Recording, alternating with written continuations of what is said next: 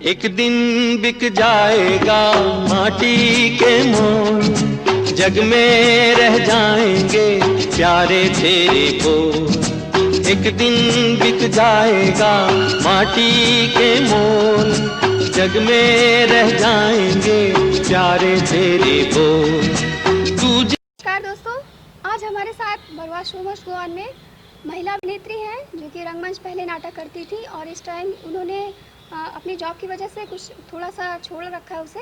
आज उनसे आपकी मुलाकात कराते हैं। उनका नाम है श्रीमती सुनीता यादव जी और उनसे होते हैं रूबरू, उनसे जानते हैं उनके रंगमंच का सफ़र। मैम नमस्ते। नमस्ते मैम, अपने रंगमंच का सफ़र उसके बारे में कुछ बताइए, आपने कब से शुरू करा? दरअसल रंगमंच से मेरा नाता बहुत पुराना है। मैं स्कूल में, कॉलेजेस में स्टेज शोज़ करती रहती थी, लेकिन क्योंकि स्टेज शोज़ को मैंने बहुत ज़्यादा एक जो कहते हैं ना कि स्टेज ही करना है, उस लेवल पे नहीं देखा था। हाँ, एंजॉय के लिए करती थी और मुझे में स्टेज फियर कभी भी नहीं था। तो ये एक बहुत अच्छी चीज़ थी कि कभी भी आप मुझे कुछ भी करने के लिए बोलो तो मैं बहुत तैयार रहती थी कि हाँ चलो स्टेज पे चढ़ गया और करना शुरू कर दिया। बट बेसिकली मैं एक खिलाड़ी हूँ, तो मैं अपने खेल को ज़्यादा तवज्जो देती थी, मैं खेलने में ज़्यादा बिज़ी रहती थी। तो रंगमंच सिर्फ अपने एंजॉय के लिए करती थी, मुझे अच्छा लगता था इसलिए करती थी। तो धीरे धीरे जब मैंने चीज़ों को करना शुरू किया तो ये लगा कि नहीं, ये भी मैं कर सकती हूँ, लेकिन एक जो ज़्यादा करने वाली चीज़ थी वो स्पोर्ट्स को किया। लेकिन कुछ समय बाद क्या हुआ कि मैंने जो अपना कैरियर बनाया वो स्पोर्ट्स में ही बनाया और वहाँ से मेरा रंगमंच एक तरह से एक गैप हो गया, उसमें बंद हो गया वहाँ पे। और ये जो दूसरी पारी प्रोफेशनल रंगमंच की शुरू हुई, इसकी भी शुरुआत बड़ी ही इंटरेस्टिंग सी है। तो बताइए उस बारे में। मैंने कभी सोचा नहीं था कि मैं कभी दोबारा से रंगमंच पर आऊँगी, स्टेज पे आऊँगी। बस स्टेज फियर नहीं था तो मैं कभी भी माइक लेके स्टेज पे चढ़ जाती थी। जो दोबारा मेरी शुरुआत हुई वो हुई एक बहुत ही ऐतिहासिक नाटक है रक्त अभिषेक। अच्छा। उसके लिए मुझे जो अप्रोच किया वो आदित्य उप्पल जी ने किया। तो शुरू में मेरा उनसे ये था कि नहीं प्लीज़ मेरे बस का नहीं है, मैं बिल्कुल छोड़ चुकी हूँ और मैं कुछ नहीं कर सकती हूँ। तो उन्होंने कहा कि अगर आप नहीं कर सकते हो then no one is there कि ये रोल आप कर सकते हो और ये आपके अलावा कोई नहीं कर सकता है। मैंने कहा नहीं मैं नहीं करूँगी। तो उन्होंने मुझे बोला अच्छा एक बार स्टोरी सुन लीजिए। मैंने कहा अच्छा ठीक है, स्टोरी सुना दीजिए। उन्होंने मुझे स्टोरी सुनाई। स्टोरी तो बहुत अच्छी लगी। बहुत सारे मेल कैरेक्टर्स हैं उसमें और एक लौता फीमेल कैरेक्टर जो था वो मेरा था। अच्छा। तो मुझे लगा नहीं यार, एक इकलौता फीमेल कैरेक्टर मैं जस्टिफाई नहीं कर पाऊँगी। मैंने मना किया। उसके बाद मेरी जो मुलाकात हुई वो हमारे जो बहुत ही वरिष्ठ कलाकार हैं, डायरेक्टर हैं, राधेश्याम दीक्षित जी। तो राधेश्याम दीक्षित जी से मेरी मुलाकात हुई। उन्होंने कहा कि नहीं आप कर लोगे, बल्कि उन्होंने कहा मैं आपसे करवा लूँगा। तो मैंने कहा अगर आप मुझसे करवा लेंगे देन अच्छी बात है, करवा लीजिए। तो शुरुआत हुई दोबारा से एक प्रोफेशनल रंगमंच में आने की मेरी और हमने शुरुआत किया रक्त अभिषेक का जो रिहर्सल्स थी उसकी शुरुआत की।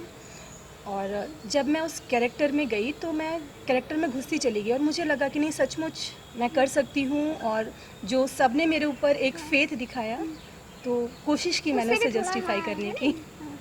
अच्छा, तो मैम इस बारे में बताइए आपका पहला नाटक कौन सा था, सबसे पहला? सबसे पहले नाटक का तो मुझे अब नाम भी याद नहीं, but it was also based on some historical movement जिसमें एक राजा और उसकी दो रानियां और दोनों के बीच में बहुत ज़्यादा प्रॉब्लम्स थी। अच्छा, मतलब उस बारे में कुछ भी याद नहीं? नहीं, मुझे इवन याद भी नहीं है, वो बहुत ही पुरानी बात हो गई है तो अब तो मुझे याद भी नहीं है, उसका नाम भी याद नहीं है। अच्छा, आप जैसे गेम्स से हैं तो उस फील्ड में भी होते होंगे नाटक वगैरह?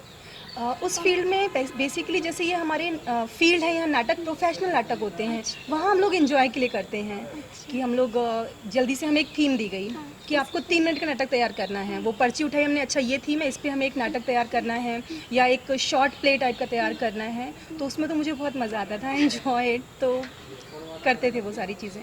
अच्छा मैम, मैरिड लाइफ और अपने थिएटर के लिए टाइम निकालना प्लस अपने जॉब के लिए मतलब गेम्स के लिए भी टाइम निकालना, कैसे मैनेज करते हैं?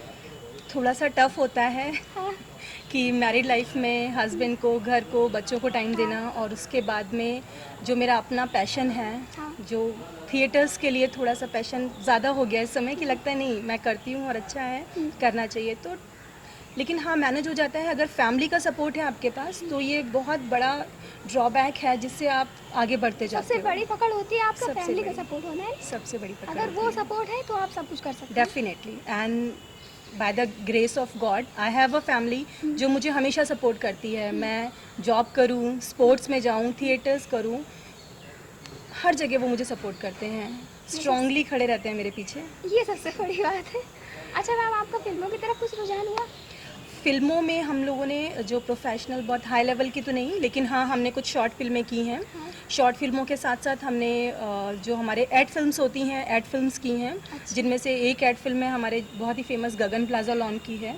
वो पहले कभी आती थी, जिसमें वर पक्ष के लोग एक इच्छा जाहिर करते थे कि बारातियों का स्वागत गगन प्लाजा लॉन से ही कीजिएगा। हाँ, गगन प्लाजा लॉन से, हाँ याद आया। तो उसको दोबारा बनाया गया है और प्रफुल्ला जी हैं जिन्होंने इसको शूट किया है। तो गगन प्लाजा लॉन का भी जो ऐड है वो किया है। शॉर्ट फिल्म्स की हैं। अभी लॉकडाउन के टाइम में हम लोगों ने एक शॉर्ट फिल्म बनाई है, अनलॉक 2। अनलॉक 1 में तो चीज़ें बहुत कम खुली थी। अनलॉक 2 में हस्बैंड्स जब उनको फ्रीडम मिली कि हमें ऑफिस जाना है, तो किस तरह से वो एकदम उत्साहित थे और बीवियों को घर के कामों में लगाकर वो ऑफिस की तरफ भागने की तैयारी कर रहे थे। तो इन तैयारियों को हमने दिखाया था अनलॉक 2 में। तो ये अभी आई हाल में? जी हाँ, अनलॉक 2 एक शॉर्ट मूवी है जो यूट्यूब पर है। अभी हाल ही में अनलॉक 2 के बाद ही हम लोगों ने बनाया है उसको। अच्छा, और इसके बाद टीवी वगैरह का कुछ?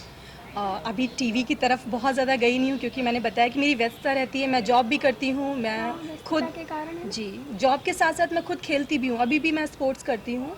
मैं नेशनल प्लेयर हूँ एथलेटिक्स की, तो उधर मेरे जो थोड़ा सा अपना प्रैक्टिस को भी टाइम देना होता है। Very good. तो अभी टीवी की तरफ बहुत ज़्यादा रुझान नहीं गया है क्योंकि मैं टाइम नहीं दे पाऊँगी, शायद मैं जस्टिफाई नहीं कर पाऊँगी। लेकिन प्लेस जब भी होते हैं ना, तो फिर मैं दौड़ती हूँ कि नहीं, मुझे प्लेस के लिए जाना है, मुझे रिहर्सल्स के लिए जाना है। अच्छा मैम, ये बताइए, मतलब आजकल के जो बच्चे हैं इनके लिए कुछ बोलना चाहते हैं कि वो थिएटर को इम्पोर्टेंस दें? डेफिनेटली थिएटर को इम्पोर्टेंट दें। फर्स्ट थिंग ये है कि अगर आप में सेल्फ कॉन्फिडेंस है तो आपके लिए बहुत बड़ी दुनिया खुली है। लेकिन सीधे टीवी या फिल्मों में जाने की बजाय आप थिएटर्स के थ्रू जाइए तो डेफिनेटली आप कामयाब होंगे, क्योंकि थिएटर में आपको स्टेज के ऊपर रीटेक नहीं मिलता है और रीटेक के बिना अगर कोई काम आप परफेक्टली कर रहे हैं तो डेफिनेटली आप फिल्मों में, टीवी में, सब जगह सफल होंगे। और मैम, शो के बारे में कुछ कहना चाहती हैं?